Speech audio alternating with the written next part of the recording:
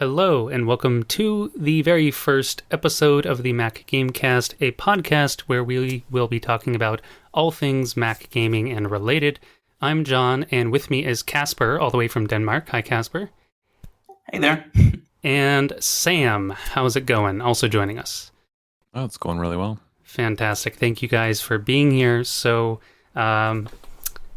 basically starting a new Mac Gaming podcast here. Quick shout out to an old one, which actually ran for 30-odd episodes. But I didn't promote it much. That's going to change. This one will be on like Apple Podcasts and Spotify and all that fun stuff. But we're here to be fun and informative, chat about some news if there's anything. Games, hardware updates. We will often chat about maybe some recent games we've been playing and whether we like them or not. And then we intend to always cover some sort of main topic. Today, for example, we will be starting to talk about the current state of Mac gaming, which is ultimately a very broad discussion, but we'll get to that later. Honestly, in the news, there's not too much for this segment, if any. And really, I do mainly intend to focus on Mac stuff, not so much iOS or iPad or anything, unless it's something really interesting. Or, I don't know, you can, use an iPad to mirror your screen, or, I don't know, I guess maybe when M1s are everywhere, or M1X, M2, and there's certain games you can play on your Mac, that might be worth mentioning. I mean, I got an official email from, CD Projekt? And they're like, Gwent is now on the Mac. This was a month or two back. And I'm like, oh, wow. And then it was just like, oh, but it's really just the iOS version you can play on your M1 machine.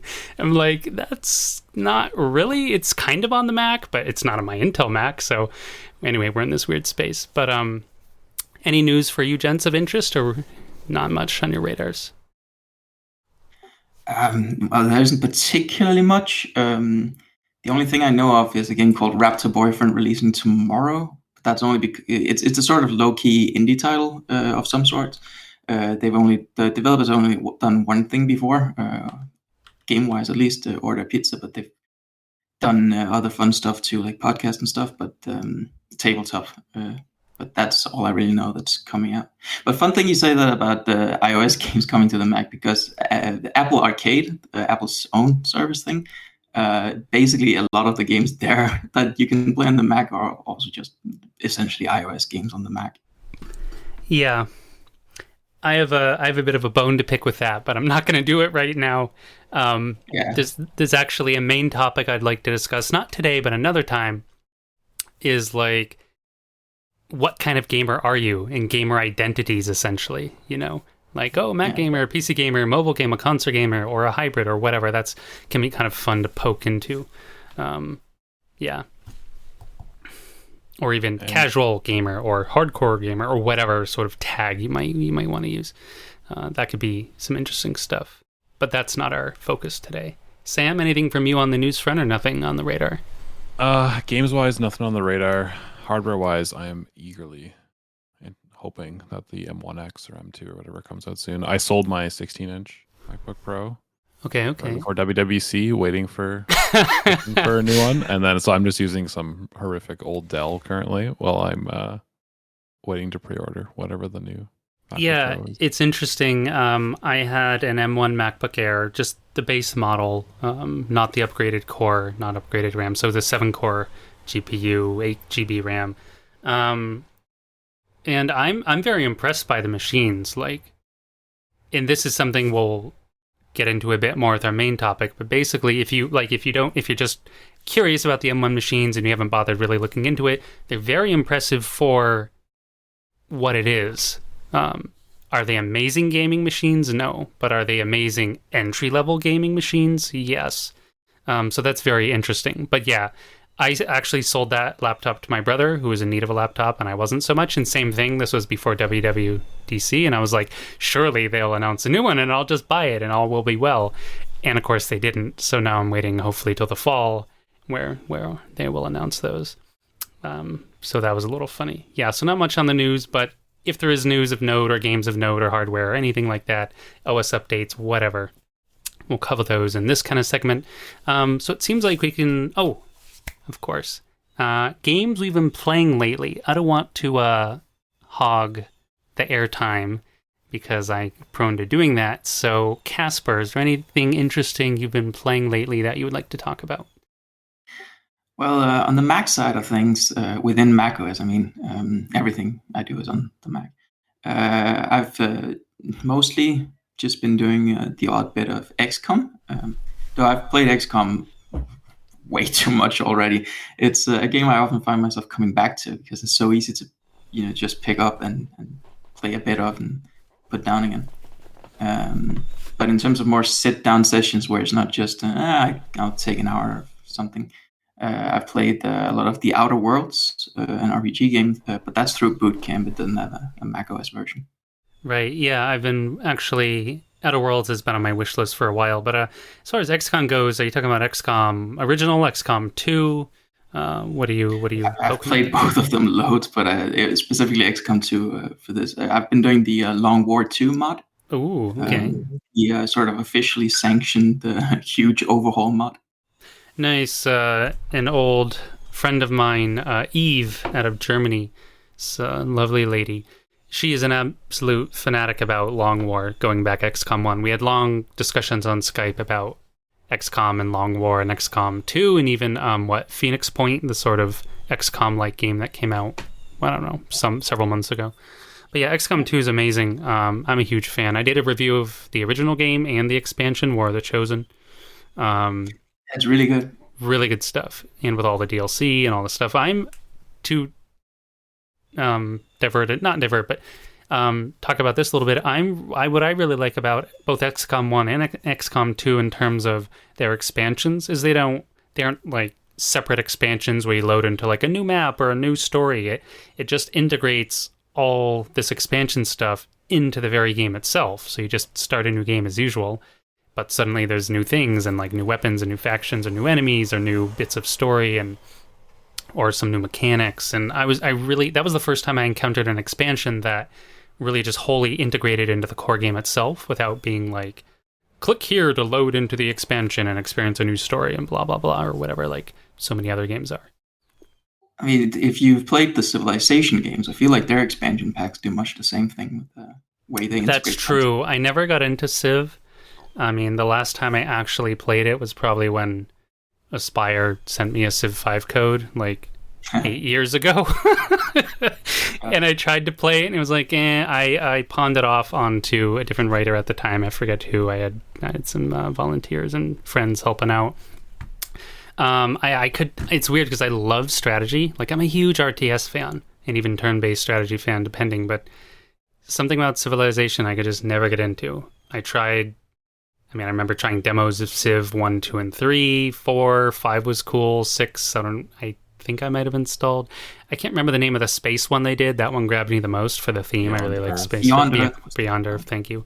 Yeah, I thought Beyond Earth was cool, but I don't think a lot of other people did. I don't think it was well received by the Civ community. I mean, I think the people who were really into Civ perhaps didn't like it as much as the main series because it took away the historical aspect of it. That's fair. That's a good. I enjoyed it a fair bit as well. I played it a lot with my brother. Right. Hours in that. Nice. Sam, how about you? Anything fun for you lately? So, I don't have a Mac currently because I'm waiting for that M2. But what I was playing was a lot of Hades and Disco Elysium. Oh my God, yes, those are both amazing games. Yeah, Hades. It's pretty. I think knows it's a great game. I can't speak highly enough about it. So I'll split my time between the Switch version and the Mac version, and it's cross. Nice. That's really cool. That's really cool. And then sort of in the more hardcore, so to speak, gaming, a lot of Valorant and Destiny 2. Right. Yeah. Destiny 2. I spent a lot of time at Destiny 2 at one point. Mostly streaming actually through GeForce Now, which is something I'd like. Topic of streaming services in general would be a fun main topic someday. Mm-hmm. Yeah, Disco Elysium, also something I've played several hours of, but not completed. But totally blown away by... I've only played the updated version, the one with all the extra voice acting. I forget the name of the specific update. They called it like... Not Psycho Update. They give it some odd name. The Final Cut. There you go. The Final Cut. but they had like some subheading. Anyway, yeah, the Final Cut is the only version I've played. I was aware of the game before, but never bothered. In fact, I bought it on an Epic sale with a coupon, so I got it for like $10 or something. Yay, Epic. And then I just waited, and it turned. Then I saw it, and when I thought about playing it, when I saw the the news like, oh, Final Cut coming, I'm like, oh well, I'll just wait then. Why play it now? Very impressive game. It does something. I can see why it won awards, because it does things no other game that I know of has really done, at least in the RPG space. Very unique. In a good way. Like, I've never played anything else like it. Yeah, it's almost hard to call it a game because it feels like some sort of weird life sim detective oddball simulator or something rather than a game, if that makes... If you play the game, you'd know what I mean, I think. But just to try and describe it that way is difficult. But it's brilliant, though. It's really brilliant. I haven't played it, but it sounds super appealing to me. Well, if you like, it's very narrative heavy. I mean, you can click by the text, but you really need to like read it or listen to it. So if, obviously there are plenty of gamers who do like narrative, plenty who don't. So if you do like narrative, I think that's almost a like mandatory requirement to like this game. Although I guess you might say maybe this is a game that could get you to like narrative games if you didn't like other ones, because it's so uniquely presented and so just ridiculously, like, I want to say organic, because a lot of the narration is coming from things like thoughts and impulses and character traits and all this very interesting stuff, which you're largely in charge of. You can, really choose. You can choose your starting character type. Like, I think there's the thinker, the feeler, and I forget what, the brute or something. That's not quite the word they use. But like, if you're the thinker guy, you can see the world in a really abstract way. You can visualize, parts of crime scenes or things that happened, or you have this trait called encyclopedia, which narrates practically everything in the game everywhere, which is hilarious. So if you really want extra, basically flavor text and thoughts, get that encyclopedia trait. Or there's like the more emotive guy who's more empathetic and sensitive and can tell what's going on with people and get reads on the room and situations. And of course, the more brawny physical guy who can, break open locks and doors or punch people in the face or whatever. Interesting game. Disco Elysium. Definitely worth checking out if you haven't. I know it won a lot of awards, but I still think it also flew under the radar in some cases, even though plenty of sites were gushing about it, PC Gamer and whatever other places. I never really heard, of course, the Mac space is smaller, obviously, but I believe it's also on Linux, so I'm not sure. I don't think it flew under the radar in the PC community, but I wonder if it did in like the Mac and Linux community. I saw it on the front page of the App Store at least, so Apple is promoting it. Okay, that's true. Right. Well, this is a perfect segue into current state of Mac gaming, because I believe, if I'm not mistaken, they put out a native M1 version of Disco Elysium on the App Store, but only the App Store, and not, I think, like Steam and Epic, which is weird, but I'm pretty sure that's true. Unless I'm crazy. No, I've heard people say that as well, so you're definitely... Yeah, and so... Which is odd, because we have this, of course, like platforms is another great main topic one day, but we'll, Steam and Epic and App Store and Galaxy and blah, blah, blah. But, what's weird is it doesn't tell you. I don't think it has an M1 version, although I don't use the App Store much. So maybe I'm wrong there. I don't think anyone does. Yeah, so then you don't really know. It's like, well, how do I know? Well, the only way you know is if you were to have downloaded and played it otherwise, like logged or noticed the performance, then downloaded the App Store version and go, oh, hey, this is running better. But without an FPS counter on, you may not even notice. It may just run and you may not know. So that's an odd sort of thing. But yeah, current state of Mac gaming. This is a really big umbrella topic, honestly, and we could probably all talk about it all day, but we're trying to limit this podcast to 30, 45 minutes or so on average. But what's fascinating is current state of Mac gaming, of course, isn't just, well, how did we get here, right? There's always a bit of the past, or a lot of the past, a lot of the now, and then we'll have some thoughts towards the future. So, I know before this we were talking about in the chat a bit about some stuff back to the 90s, or you were wondering, I think, how far back our Mac experience had gone. And it seems like between the three of us, we have quite a bit of it, going back in the day, growing up with PowerPC or maybe even pre-Power PC. Starting with Casper, like how did you get here basically with the Mac? So I sort of got into it through a friend because I didn't personally have a Mac until the 2011 15-inch. Right. Actually, but I've worked on Macs going back to some early PowerPC. I think a G3 at a friend's place, and got interested in Macs that way. And since then, I've acquired old Macs, and I have a G4 iMac, a G3 iMac, some iBooks, and all sorts of things in the closet that I tinker with and play around with. But my first Mac was 2011, and then I've had some newer ones since, laptops and iMacs mostly. Awesome. How about you, Sam? How'd you get on the Mac train? Yeah, so I grew up in a very Mac family. My dad was under the impression that Macs are the superior computing platform. So from a very young age, that was what I was taught. So we always had not necessarily the latest and greatest Mac, but we always had a pretty decent one. So the first one I really remember spending a lot of time with would have been like the G4 Cubes. Nice. I remember previous to that some G3s and stuff, but I was a bit too young to really have real memories of those. So like the toaster cubes? Didn't they look like a toaster? That's all I remember. Yeah, so playing I think the original Deus Ex. 1999. Age of Empires 2, Age of Mythology. Nice. Good stuff. I think Halo Combat Evolved didn't run super well on the Cube, and then we was super excited to get the Power Mac G5 later on. Right. Which ran it really well. And that game I spent so many years playing Halo on Mac. Absolutely. Yeah, it's interesting you say that because I think I'm a bit older than you two. I'm 35.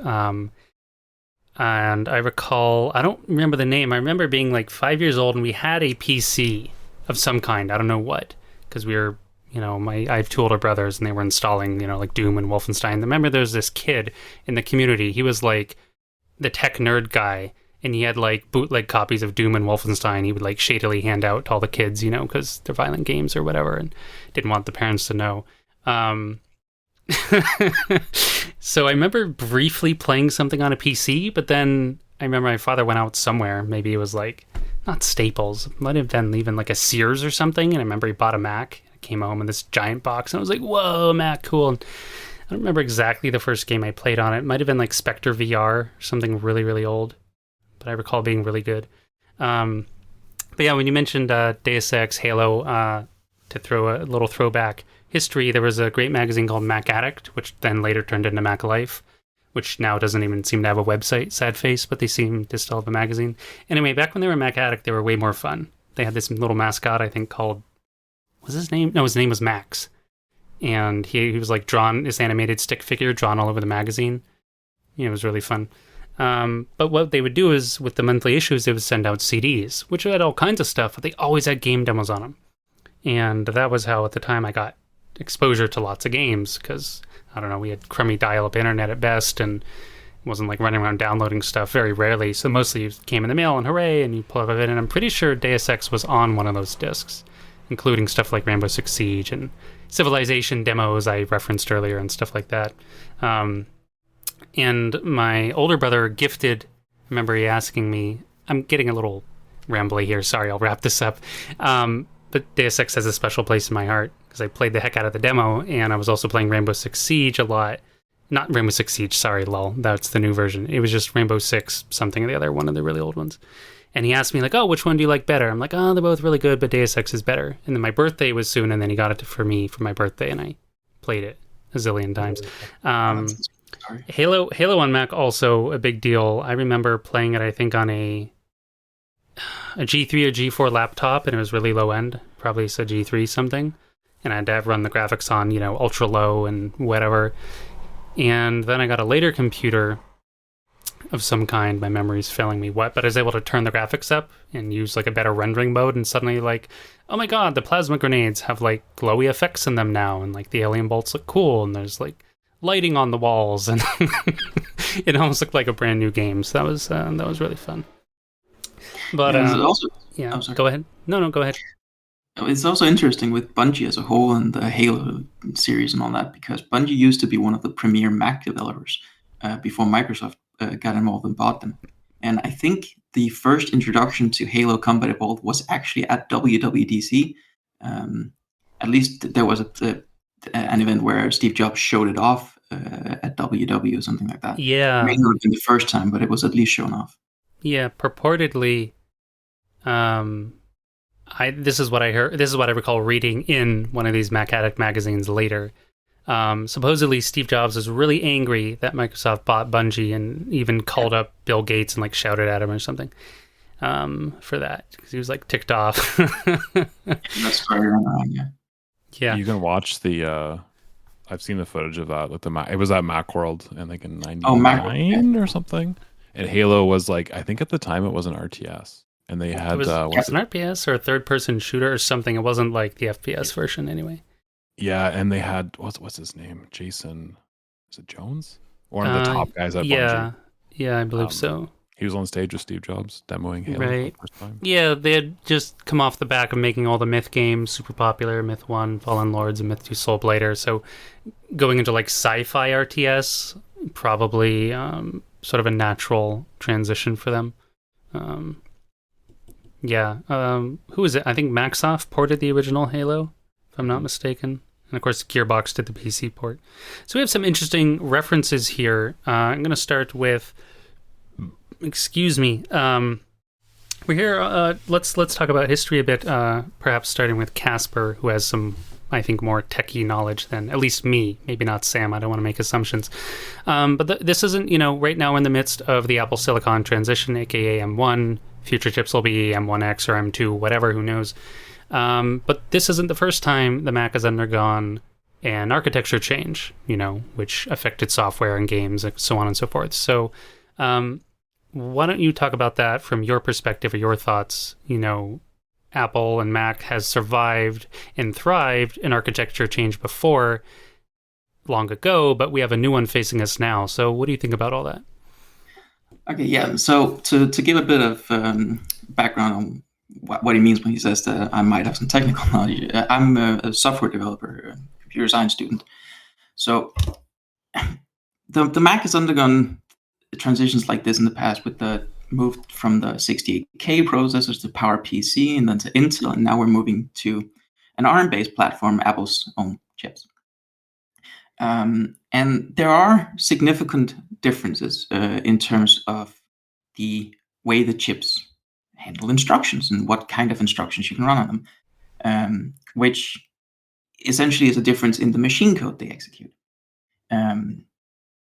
But some people might think that would indicate it being harder to port games from PCs, which traditionally run x86 chips, Intel and AMD mostly, and port those games to a whole other CPU architecture, which understands different instructions. And back in the old days, where a lot of games were written in assembly, which is essentially those CPU instructions written in a human language, but then that each line of that directly correlates to a machine instruction. A lot of programs these days are written in higher level languages, where a lot of that CPU instruction level detail is abstracted away. So while the CPU architecture does matter, and there are implications there, it's less big of a deal when porting stuff than the rest of the software stack that you interact with. So it's not going to actually have that big an influence on the difficulty of developing games as a lot of other things you'd have to consider anyway when you port a game. So really, I think the importance of Apple Silicon in terms of performance and efficiency benefits far outweighs potential for difficulty in porting games. Yeah. Nice, interesting. That's good stuff. Sam, what are you feeling about this right now? Yeah, so I'm really excited for that transition. I think it's interesting how much of a technical team we have. So Casper said you're working in software. I work in IT, and I spend a lot of my day optimizing hardware configs on servers or workstations. So the Apple Silicon chips are really impressive. And like one just minor anecdote that sort of is getting me excited for them. When playing Disco Elysium on my fairly highly spec'd 16-inch MacBook Pro, Disco Elysium is not a super intensive game. My fans are humming away. My laptop's getting hot in my lap. My battery life is getting crushed. A lot of those things will be essentially fixed with Apple Silicon. Maybe not quite as much high-end power as the 16-inch MacBook Pro, but just a more enjoyable experience. And I know with the x86 conversation, I know a lot of folks, I'm on the Inside Mac Games forum, a lot of folks are a little bit disappointed with Apple moving away from it, particularly from a Windows sort of compatibility standpoint, but Macs have always needed their own graphics API for a port, so it's been OpenGL or more recently Metal, whereas Windows games, 99.9% of them use DirectX, so you already have to port from DirectX to whatever API the Mac is using. So that porting, it's not like that wasn't a thing when Macs were on x86. Now, I like that Mac is becoming almost the same platform. Like basically just Apple is becoming a platform. Yeah. By that I mean you have your Macs, you have your iPads, you have your iPhones, Apple TVs, I suppose, as well. So developers that are coding games and porting them, they can look, instead of maybe as at an iPad port and a Mac port, they can do one port, maybe tweak the UI a little bit to be a little more tailored towards either Mac or iPad. But now they're going to access to millions and millions of more end users, which they can sell their games to. Yeah, I'm finding that very interesting because, not to get too far into the like what kind of gamer I am, but very briefly is like I wouldn't touch an iOS game with a 10-foot pole. They're just not for me. I don't judge anyone who does, but I just I don't care about them at all. But what I find neat is they've been porting quote unquote higher level games, or let's just say, to use like a board game term, heavier games. There's like light, medium, heavy designations usually. So something like XCOM 2, XCOM or XCOM 2, or Divinity Original Sin 2, these would be heavy games in video game terms. But they've made iPad versions for all of these. And now the higher end iPads have an M1 chip in them. So it's like, oh, what you just said, a developer could look at, Mac or Apple as a platform more as a whole rather than maybe just Macs or this is just a mobile game. Of course, I don't think that'll trickle down all the way. Like, are you really going to play Divinity Original Sin 2 on your iPhone? I don't think so. Also, it's way too small. Like, what are you thinking? I think that's actually the primary concern. No? Okay. The size and the input methods, more so than the power in a lot of cases. Because you also don't need to push as many pixels necessarily to have a satisfiable experience or high fidelity graphics on a smaller screen. Right. But the input method and the viewing experience and just the experience of playing on a small touchscreen device is very different. And I think that's more of a limiting factor in the kind of games you'd play on the device than power or anything else. Right, that makes sense. I am a fan of that, though. We're in this odd space where let's talk about porting a little bit more. For a long time we had of course, way back in the day we had MacSoft, and I think there was another Mac, not MacWorks. There was somebody else, a couple people who have gone the way of the dodo. And for quite a long time, since maybe 2004, 2005 or so, we've had Aspire Media, Feral Interactive, Virtual Programming, kind of a distant third, but they were still around. And but these days you're kind of like, guys are kind of ghosts other than Feral, who put out, what was it, Total War Troy last year, I think middle of last year or something, and that was it. For Mac stuff, they've, Aspire and Feral have been doing like iOS and Android stuff lately. I can't blame them, it's a big market, but as a non-mobile gamer and a Mac or PC gamer, I would prefer they do that. But we're also in a weird time where COVID was a thing and still is for a long time. We had not only architecture change, which has, I think, a lot of pros, as you guys have been talking about, like performance improvements, and the porting has had to go on anyway, and translating from DirectX to whatever it was, OpenGL or Metal. But we had the 32-bit to 64-bit change too fairly recently, or as I like to refer it as the 32-bit apocalypse. Because we lost a lot of good games that were otherwise, or would otherwise still be available on the Mac. Now, do I think Apple shouldn't have done that? No, I think it's the right call. It's just too bad that certain developers either couldn't or wouldn't update their games to be 64-bit. I remember specifically, I think it was, Catalina that required it. So I was still on, I guess, what is it? Mojave? Hi, yeah. And I was like, I have this backlog, which includes Bioshock Infinite DLC, Under the Sea 1 and 2. I somehow never played it. So before I upgrade to Catalina, I'm going to specifically install and play these games because they're 32-bit only and I won't be able to play them otherwise.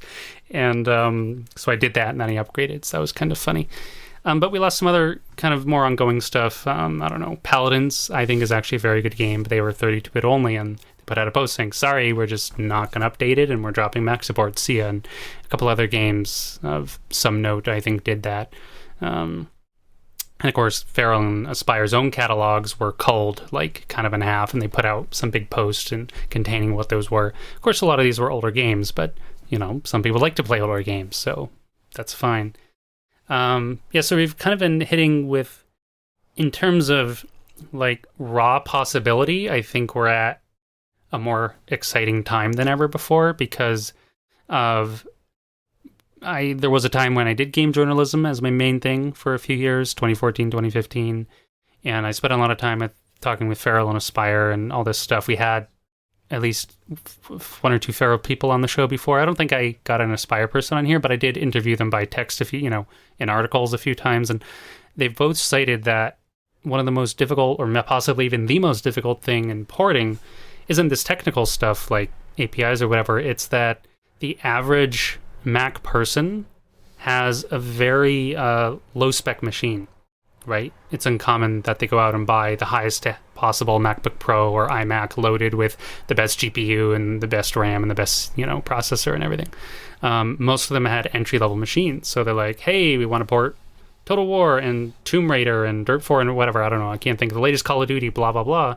Of course, Aspire never ported the latest Call of Duty, but I'm trying to just give examples. But they had to figure out a way to optimize those games to run on the lowest spec Mac machines because that's where most of their user base was. And to me, that was a shock because as a gamer, I'd always gone out of my way to buy a higher end machine. Not always the highest, although at a point I started working full time and then I could afford it. But maybe not everyone can do that for various reasons, or maybe they don't want to do that. So I was like, oh, that actually makes a lot of sense. And in some cases, I recall, I don't forget the names of the games, but they cited like, oh, we actually would have liked to port X game, but we couldn't because we don't feel we could optimize it enough to run on low-end machines. The reason I'm rambling on about this is because the exciting possibility space is entry-level machines, such as the M1, are now light years better than anything that came before it in the Mac space, like an entry-level Intel MacBook Air versus an M1 MacBook Air is like not even close in terms of the games they can play. These things, shout out to Mr. MacRay, aka Stewie. He does a lot on YouTube. He does a lot of this. I did some work with him for a while, but minor self-plug, but really him. He does a lot of good work, and he puts a ton of work into performance testing, and he's done dozens and dozens of games on the M1 and comparisons and all this good stuff. Very extensive list. You can check him out for that, but I helped record some of these games on my lower end M1. I mentioned it was the one without the extra GPU core, lower end RAM. And we found basically it was just practically always being impressed. If there was an issue, it was mostly that it was something through Zeta, may not run like launch. But if it would work, it was like, holy moly, this thing can run, Metro Exodus. This thing can run Borderlands 3, albeit at very low settings. Or companies like Larian have gone out of their way to optimize Baldur's Gate 3, now in early access, to run on an M1. Sure, it's running at like low, medium settings, 30 FPS, but it's still running a AAA game, on an entry-level machine, and it's running it okay. Now, again, this kind of goes back to what kind of gamer you are, right? If you're like, it's always got to be 1080p, ultra 60 FPS, well, okay. Mac gamers, I don't think are used to that. But the possibility space, I mean, is the entry-level machines are becoming so good. The future machines, I'm just imagining an M1 machine times 2, times 3, times 4, the performance of that. Like, wow, we're getting somewhere very interesting. And I agree entirely. It's if I were targeting higher end games, I've made some small things that didn't require anything just for fun. But if I were trying to make a higher end game, and I knew that the majority of the market were sitting on Intel UHD 650 or 615 or whatever it was the Intel MacBook Air had, you wouldn't even bother with that market. Like if 80% of that platform had UHD 615 or whatever that Intel GPU was, you knew you could never hit that, even if you tried, right? Yeah. So I can understand it when they say that was the biggest limiting factor in not porting things. Yeah, and it's gotta be painful. I was thinking back. I had some conversations with some older PC gamers, and they talked about when PC gaming, like, quote, died for a little while. This would be like, what is it, the early 2000s, sort of before Steam, but like kind of when physical media was dying out. And a big reason they attributed that was around the time that UHD, Intel Integrated Graphics, came out. And nothing against Intel, but previous to that, your family PC had at least a low-end NVIDIA or ATI or AMD graphics card, and you could run anything. Maybe it was at 20 FPS, maybe it was at 30 at all low, but you could run it. When that first gen Intel integrated stuff came out, you were running, people would expect to buy games. It would run at like literally 4 FPS and be totally unplayable. And that's when you saw kind of a huge market shift away from sort of normal people who wouldn't call themselves PC gamers, but they just didn't buy games on PC. They moved to console. Right. This PC gaming obviously is alive and well today. It's changed quite a bit, but there's sort of been a death of the entry-level family PC can run a game. And with Apple Silicon, it's really interesting because we're going back to that, where I'm just looking up some numbers here. Like, you're seeing stuff like Borderlands 3 that runs at 30 FPS. What is it, Deus Ex? About 30 FPS as well. This is at 1080p medium-ish settings. Metro Exodus, like Shadow of the Tomb Raider, all these games are playable on like a base MacBook Air, MacBook Pro, where previously that would require a 27-inch iMac or maybe a 15-inch MacBook Pro or a Mac Pro, which are much, much, much more expensive. And also market share-wise, just like fractions of the market share. Absolutely. That's what makes it neat. What would used to require like more of at least a medium level machine, medium to high level machine on Intel now is like, I mean, okay, you still have the much higher level Intels with, an 8 or 16 gig graphics card and oodles of RAM and CPU. But in terms of pound for pound performance or like, let's say cost, like you can buy a MacBook Air for what, $900? Let's just say around $1,000, give or take. Versus like an $1,000 Intel for $1,000 M1 versus $1,000 spent on Intel, not even close. So that's why that possibility space is neat. On the flip side, not to be too discouraging, but in the actual space of now, I think we're more or less at the worst time we've ever been in Mac gaming, and I refer to that mostly in terms of just ports and releases. Aspire's kind of ghosted us, so they got bought out by some company. I forget which, Saber Interactive or something. Yeah, great for them probably, but I mean, I don't even know. They don't even really It's funny. I just went to their website the other day, which I do every now and then.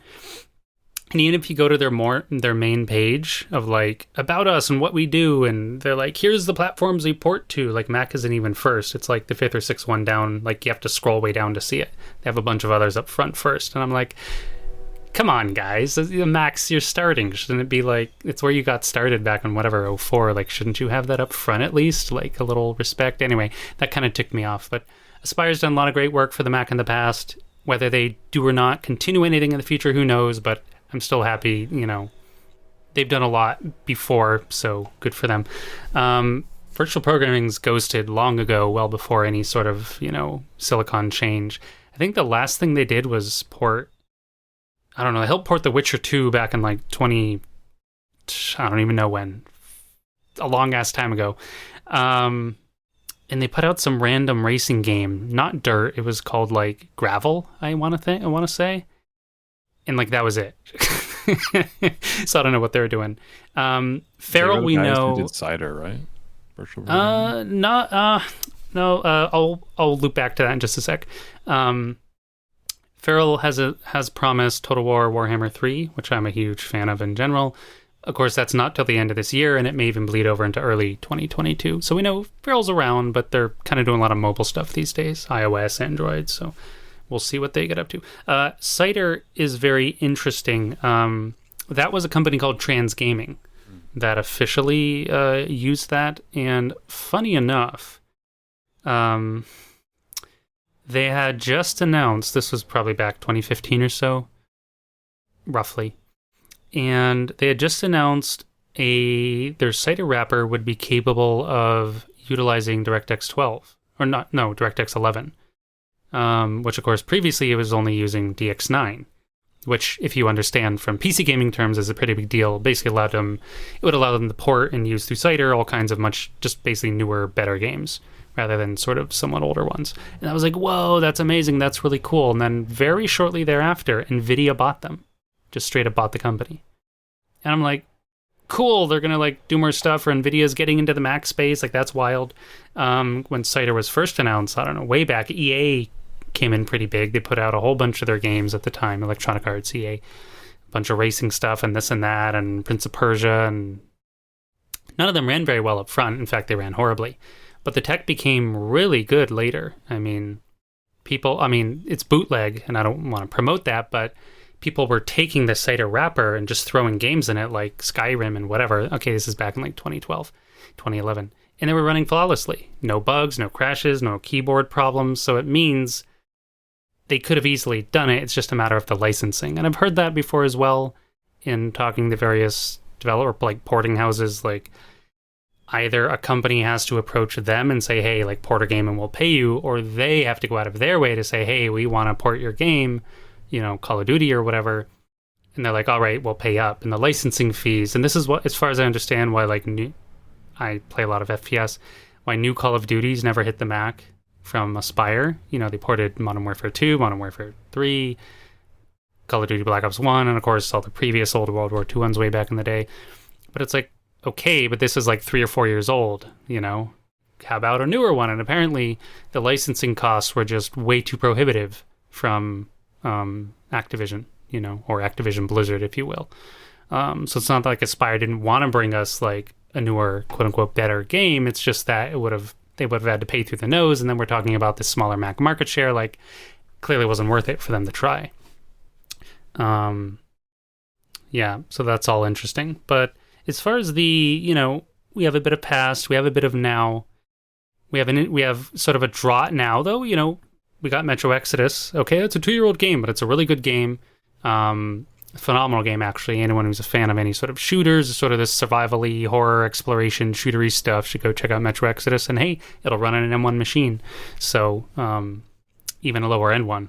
I want to throw this in there, and you guys are tech guys, so you might have more to say about this, but in doing testing with Mr. Macwright and another one of his guys, Chandler, I forget his first name. Sorry, Chandler.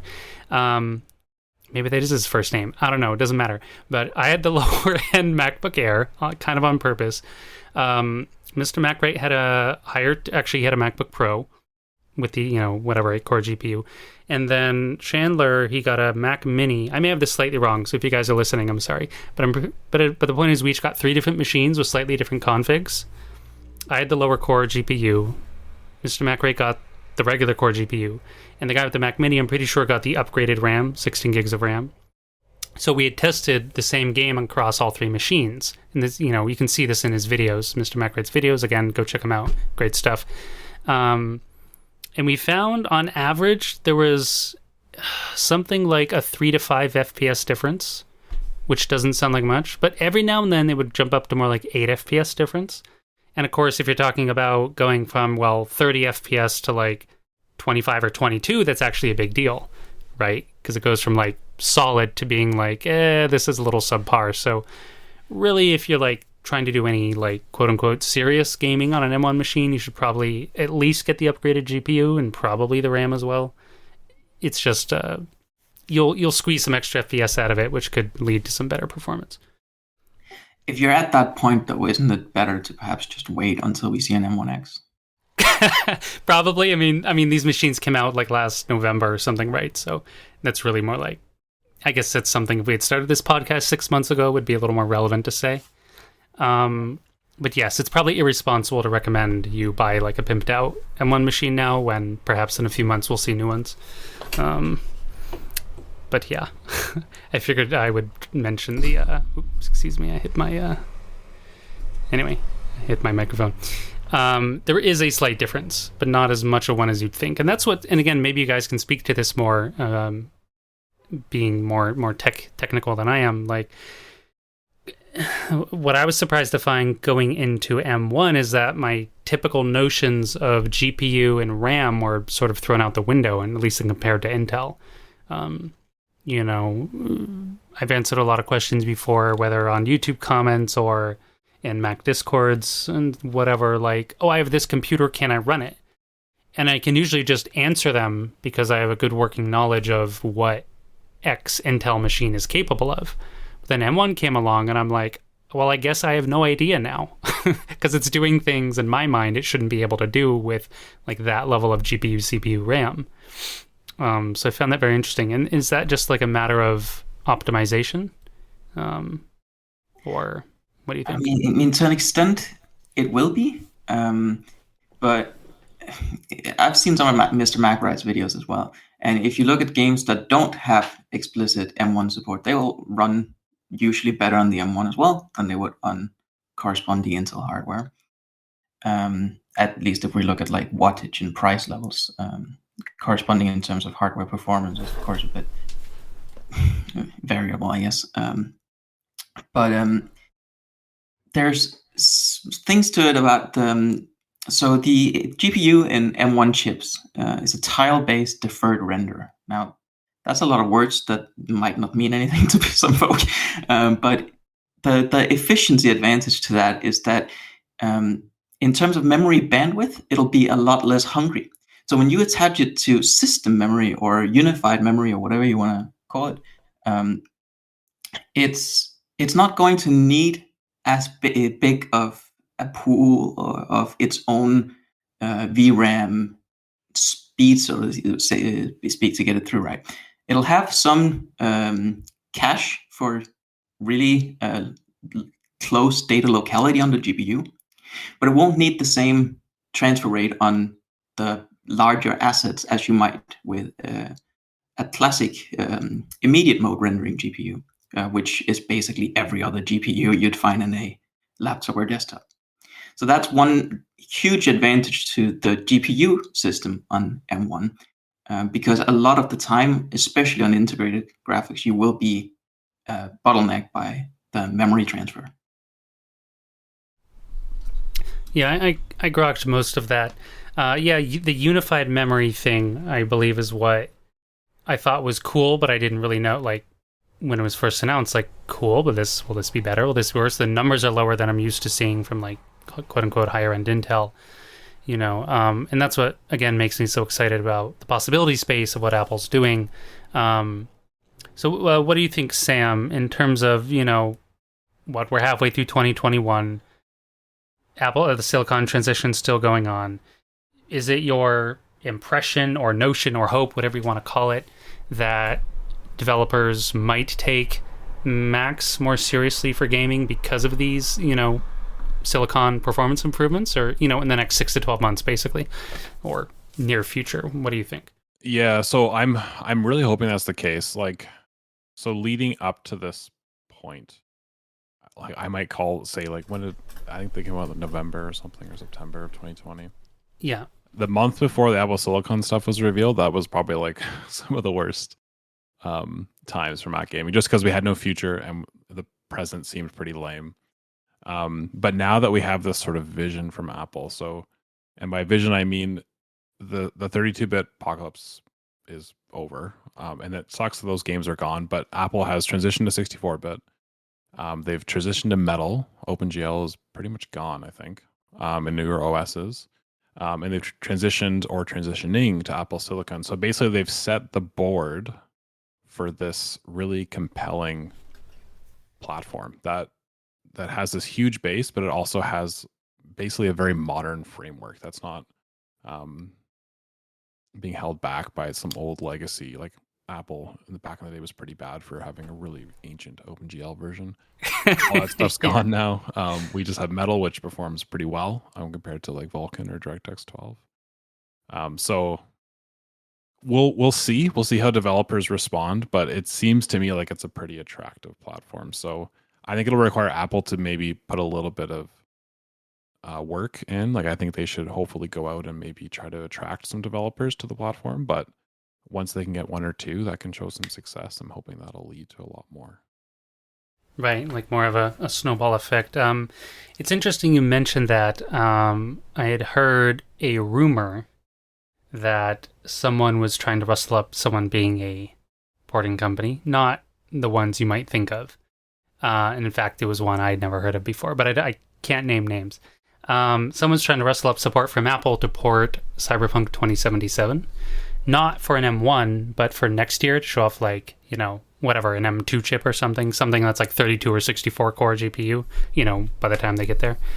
But then there was all this backlash with the game over its, unfinished state and bugs and this and that. And I think the idea was dropped and then they like made some bad PR moves and it was just like their stock dropped like 30-40%. They meaning CD Projekt Red, who put out the game, and the whole thing was just kind of a fiasco. I mean, the game sold like 12 million copies, so obviously it's financially successful, but like the public like opinion or perception of the game, and it got yanked from like the Sony store for being buggy. Like it was just, the whole thing was a mess, and I think it was dropped. But it seems there is some effort there from some folks to try and garner support from Apple. I mean, Apple back in the day used to have game trailers all over their website, and they'd feature like curated game guides and tips and tricks for new games. And there was a time that went on, and then of course they dropped it and actually sold the Twitter handle, and Virtual Programming bought it, like the Mac Gamer Twitter handle or Apple Gamer or something. I forget what it was. Random bit of trivia. Virtual Programming bought the MacGamer.com domain and the Twitter handle and proceeded to do nothing with it. GG. I'm salty about this because I tried to buy it from them and they wouldn't let me a long time ago. The MacGamer.com domain primarily, because obviously who gets a great domain. Okay, but what's interesting here, we'll wrap this up in terms of this, but this, like I mentioned, this is an umbrella topic with a lot of interesting subtopics or related topics we can save for future podcasts. But I was looking up something, I was curious. So Mac market share is roughly 15-16%, supposedly, if you can trust whatever surveys there are. And so I was thinking about that. Okay, we have 15%, let's just call it 15% to keep it even, of the market. And okay, so if you were to buy a Mac, like how many of the top 100 games on Steam could you play? I'm aware there's other platforms in Steam. There's Epic and App Store, or even non-DRM like good old games. Sorry, but Steam is nonetheless roughly the gold standard. So I was like, how many of the top 100 games are Mac compatible?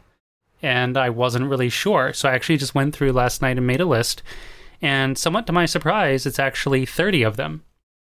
And okay, 30% out of 100 may not sound like much, but I thought 15% of the market share, 30% of the top 100 games on Steam, not bad at all.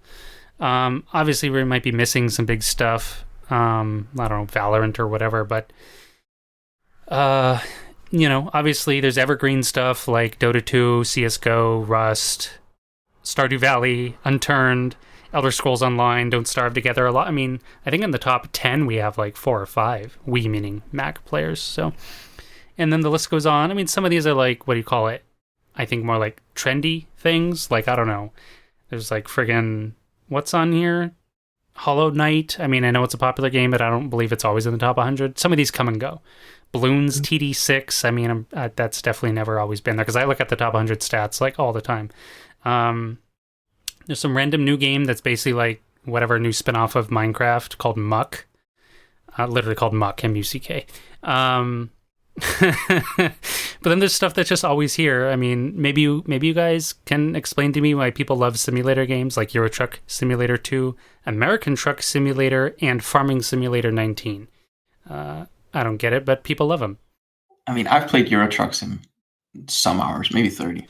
And mostly it's just because if I want to listen to a podcast, but I want to do something else while I do it, it's very chill just to drive a truck around.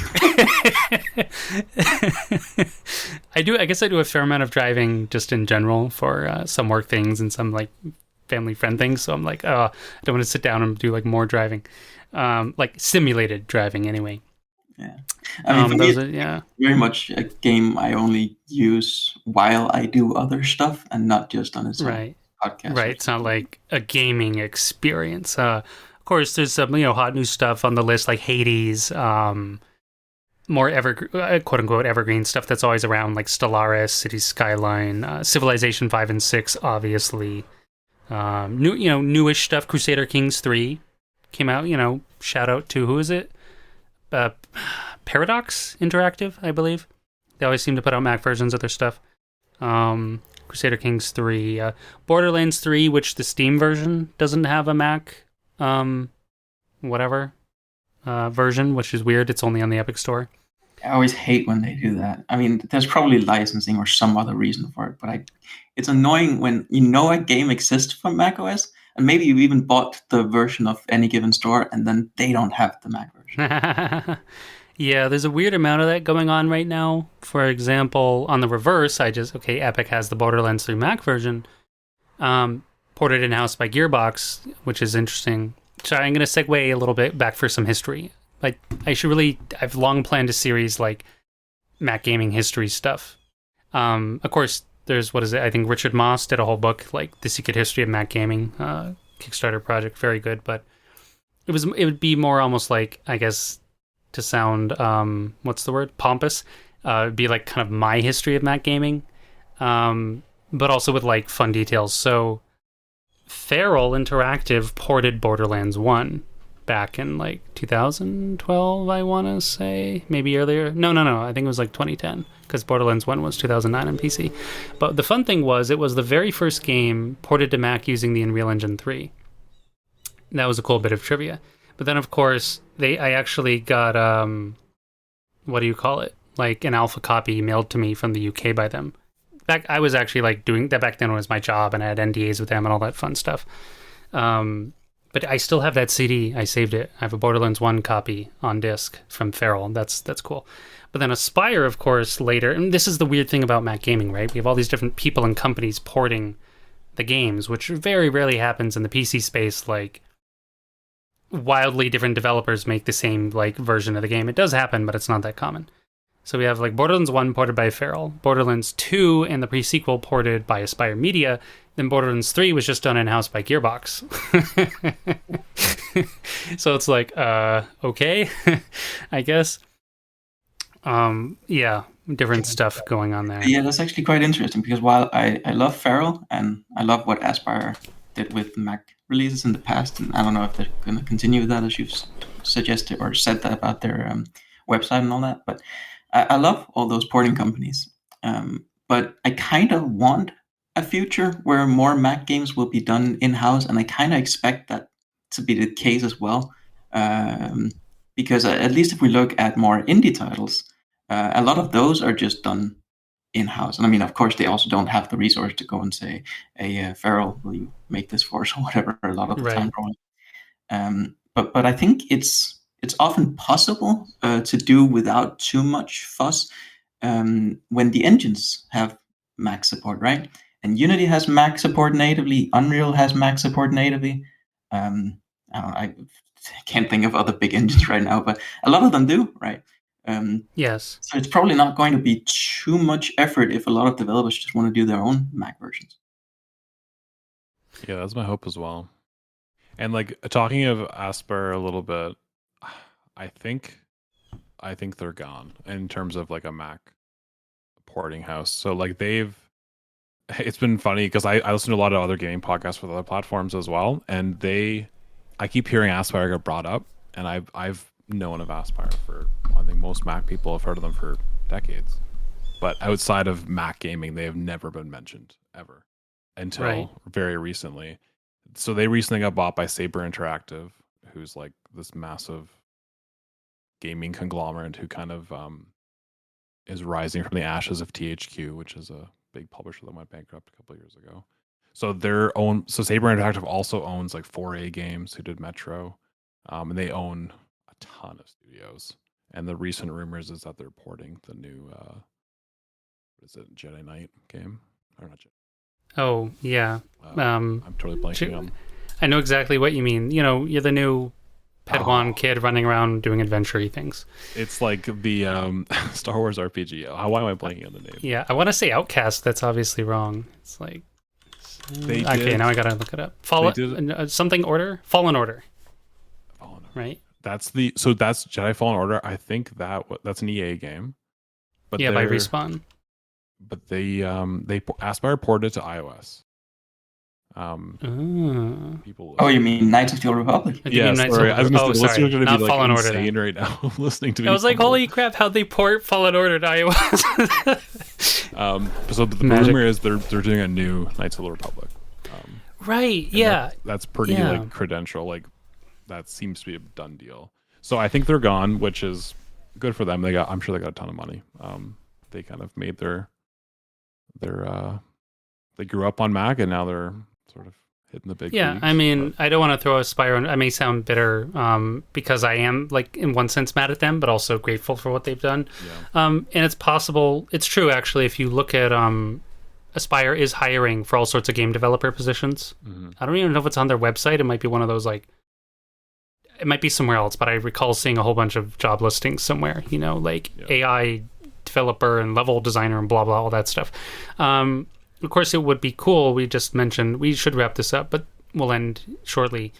I mean, we saw Borderlands 3, pretty big deal, ported in-house. We saw Metro Exodus ported in-house. So, older title, but still really great. Dying Light ported in-house. Now, these all took some time. Metro Exodus, 2 years later. I think Dying Light was like a year later. Borderlands 3 took them like 2 or 3 months, so that was fairly quick.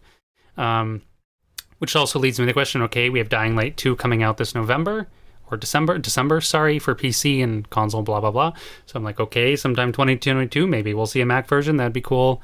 Next year, we're getting a Borderlands game spinoff, Wonderlands, Tiny Tina's Wonderlands. Like, will they port that in-house? We don't really know. So it's like, for me, the biggest thing right now in the current state of Mac gaming is the uncertainty. The future has like a very promising foundation, like you were talking about, Sam. Apple's built this great platform, or Apple almost is the platform now rather than Mac in a sense, or at least it's moving in that direction.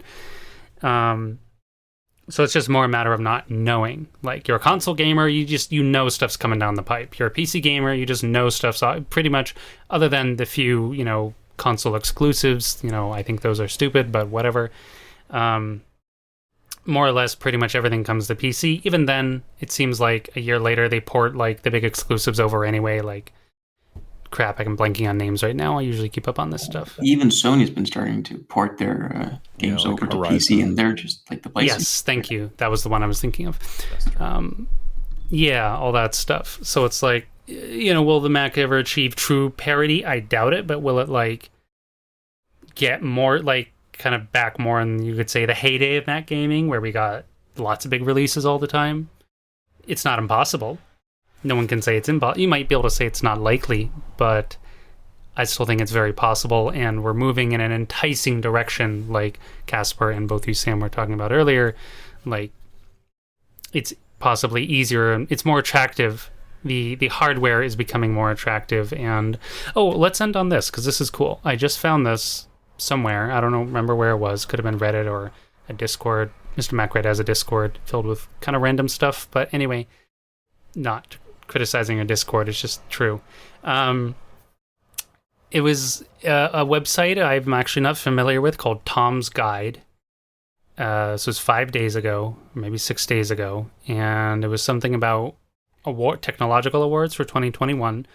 And there's this and that, but included is the M1 chip. The M1 chip. And very specifically, they seem to have gotten a quote from Apple. So I'm going to end with this.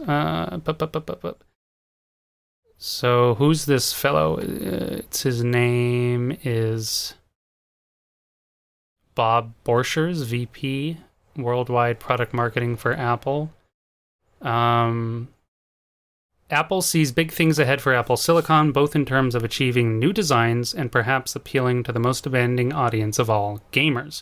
After all, many of the engineers building Apple's chips are gamers themselves. This is just the author article writing. Then this is in quotes. So someone from Apple, I think it's this Bob guy. No, it's someone named Millet. Sorry, I don't know who that is. Someone from Apple, though. And I quote, "Of course, you can imagine the pride of some of the GPU folks and imagining, hey, wouldn't it be great if it hits a broader set of those really intense gamers," said Millet. "It's a natural place for us to be looking, to be working closely with our metal team and our developer team. We love the challenge." End quote. That's really promising. Yes. I actually thought this whole discussion would be a lot more of a downer in my mind. Perhaps I think because I was down, but then the more I thought about it and talked about it, I realized there's actually all this really exciting stuff. So this was not even a week ago, some sort of quote from some Apple guys from Tom's Guide. Sorry, I don't know who Tom's Guide is, but it's something notable, I guess, so they wouldn't be able to get quotes from Apple. I certainly can't get quotes from Apple, though it'd be cool if one day we could. Yeah, so it's very promising. Apple themselves are, seems to be circling back around, like, oh, hey, like, of course, this is something perhaps we can talk about on the next podcast, but like, okay, but what kind of gaming? Are we talking Apple Arcade or no? They did say intense games, which doesn't mean Apple Arcade and iOS and whatever. It means higher end stuff. So that's it from me, gents. Any final thoughts you want to drop, Casper? Well, not particularly. It's been fun. It has been fun. Sam, anything from you? No, it's everything from me. Thanks for the first episode, guys. It was fun. Yeah, this was fun. We'll have more for you next time. We have a bunch of potential topics, which, well, okay, I didn't tell you that yet, but I tried to go to bed last night, and then my brain went into overdrive, and I wrote down like 10 different things we could talk about. So there's always something. Yeah, there's always something to talk about. You guys will have your own ideas. And any listeners out there, you can always drop a comment if you want to request a topic to be discussed or some sort of questions answered is always fun as well. So thank you very much, gents. It's been a lot of fun, and we'll catch you next time. This is where you say like bye and stuff. Okay. Cheerio. For the recording. Yeah. If you enjoyed this episode, please subscribe. You can find us on Apple Podcasts, Spotify, or on the web at www.macgamecast.com. Thanks for listening, and we'll be back with more exciting news, topics, and Mac gaming discussion.